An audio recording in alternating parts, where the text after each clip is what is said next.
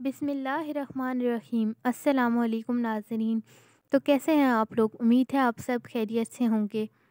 जहाँ भी रहें खुश रहें और हमेशा हंसते मुस्कुराते रहें। आज की वीडियो है हज़रत गौस पाक रहमतुल्लाह अलैह के बारे में।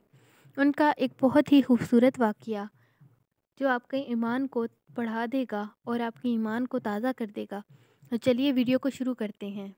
नाज़रीन, बगदाद की एक खातून अपनी बेटी के साथ एक घर में रहती थीं। वो बहुत गरीब थीं लेकिन एक सच्ची आशिक़ रसूल थीं। एक दिन एक सदा लगाने वाले की उन्हें आवाज़ आई जो कह रहा था कि आज खलीफा बगदाद के यहाँ महफ़िल मीलाद मुनक्किद हो रही है। उसके दिल में जज्बा पैदा हुआ कि महफ़िल मीलाद में आप सल्लल्लाहु अलैहि वसल्लम की खूबसूरत महफ़िल में हाज़िरी देकर मुझे भी आपकी महफ़िल की हाज़िरी का शर्फ़ हासिल करना चाहिए। उसने अपनी बेटी को फ़ौरन कहा कि बेटी तैयार हो जाओ, वज़ू करो और नहा धोकर नए कपड़े पहनो। हम आप सल्लल्लाहु अलैहि वसल्लम की महफ़िल में शिरकत करेंगे, तो तुम जल्दी से नए कपड़े पहनकर वज़ू कर लो, क्योंकि सुना है कि इलाके के बड़े बड़े उलमा और बड़े बड़े सूफिया वहाँ पर आएंगे और मदीने के ताजदार आप सल्लल्लाहु अलैहि वसल्लम की खिदमत में अक़ीदतों के फूल निछावर करेंगे। आओ मेरी बेटी, तैयार हो जाते हैं। ये मौके ज़िंदगी में बार बार नहीं मिलते। माँ बेटी दोनों आप सल्लल्लाहु अलैहि वसल्लम की खिदमत में शिरकत के लिए तैयार होती हैं और खलीफा बगदाद के महल में जाती हैं। वो देखती हैं कि दरवाज़े पर एक दरबान खड़ा है। वो उनसे सवाल करता है कि क्या तुम्हारे पास दावतनामा है?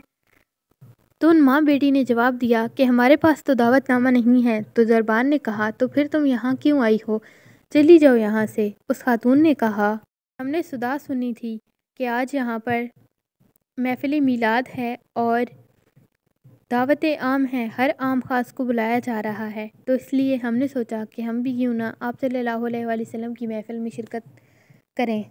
हम भी हुज़ूर सल्लल्लाहु अलैहि वसल्लम से बहुत मोहब्बत करते हैं, इसलिए हम यहाँ पर हाज़िरी के लिए आए हैं। दरबान ने कहा, अरे नहीं नहीं, आम लोगों की महफ़िल नहीं है, ये ख़ास लोगों की महफ़िल है।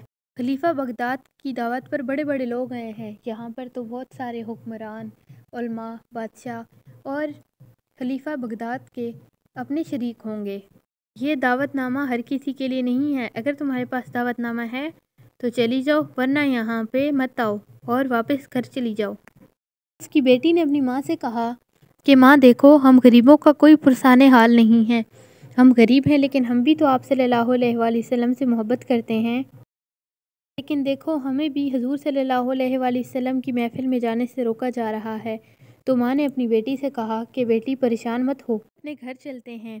हमारी आप सल्लल्लाहु अलैहि वसल्लम से मोहब्बत बगदाद के महल तक महदूद नहीं है, वो रहमत हमारे कच्चे मकान में भी हो सकती है। आओ मेरी बेटी, हम अपने घर जाकर महफ़िल मीलाद सजाएंगे। ये सुनकर उसकी बेटी ने कहा कि माँ, महफ़िल मीलाद हम दोनों अकेले घर में कैसे मनाएंगे? ये कैसे मुमकिन है? तो उसकी माँ ने कहा कि बेटी घबराओ मत, हम घर जाएंगे, नए कपड़े पहनेंगे, वज़ू करेंगे और महफ़िल मीलाद सजाएंगे। मुझे जो कुछ भी आप सल्लल्लाहु अलैहि वसल्लम की शान के बारे में पता होगा, मैं वो पढ़ लूँगी और तुम्हें सुना दूँगी और तुम नात शरीफ पढ़ लेना। यही हमारी महफ़िल मीलाद होगी। वो दोनों घर चली जाती हैं। माँ बेटी घर पहुँचकर रो रो कर आप सल्लल्लाहु अलैहि वसल्लम के मौजज़ात बयान करती हैं और नाते पढ़ती हैं। इसी तरह सारी रात गुजर जाती है। सहरी का वक्त हुआ तो माँ ने अपनी बेटी से कहा कि बेटी, सहरी का वक्त हो गया है और मैंने वज़ू करना है और मुझे रोज़ा भी रखना है, तो तुम ज़रा बाहर जाओ और मेरे लिए एक कूज़ा पानी का लेकर आओ। बेटी जैसे ही अपने घर से बाहर निकलती है तो उसकी चीखें निकल जाती हैं और वो ऊंची ऊंची आवाज़ में अपनी माँ को बुलाने लगती है। उसकी माँ उसे पूछती हैं कि क्या हुआ है। वो माँ को बताती है कि बाहर एक बहुत ही नूरानी शक्ल वाले बुज़ुर्ग खड़े हैं और उनके सर पर पटका भी है और वो बहुत नूरानी शक्ल वाले हैं। तो माँ जल्दी से बाहर आ जाती है और वो भी हैरान रह जाती है, क्योंकि वो हज़रत गौस पाक थे जो कि उनकी घर की चौखट को बार बार चूम रहे थे। और ये देखकर उसकी माँ कहती है कि आप हमारे गरीब खाने में कैसे आए और आपको हमारे गरीब खाने में ऐसा क्या अच्छा लगा कि आप हमारी चौखट को बार बार चूम रहे हैं? तो हज़रत गौस पाक ने जवाब दिया کہ میں تمہاری چوکھٹ کو نہیں چوم رہا، میں اس جگہ کو چوم رہا ہوں جہاں سے آپ صلی اللہ علیہ وآلہ وسلم گزرے ہیں۔ کیا تم نہیں جانتی، کیا تم نے نہیں دیکھا کہ آپ صلی اللہ علیہ وآلہ وسلم تمہاری محفل میں شریک تھے؟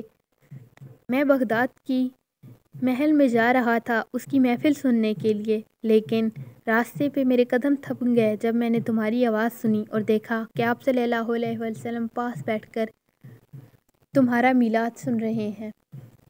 تو میں آگے کیسے بڑھتا اور میں کیسے جاتا وہاں پہ جب میرے آقا کریم صلی اللہ علیہ وآلہ وسلم تمہارے گھر تھے؟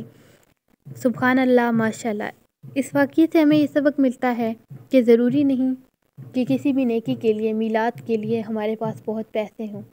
آپ صلی اللہ علیہ وآلہ وسلم کی محبت اور عقیدت ہمارے لیے کافی ہوتی ہے۔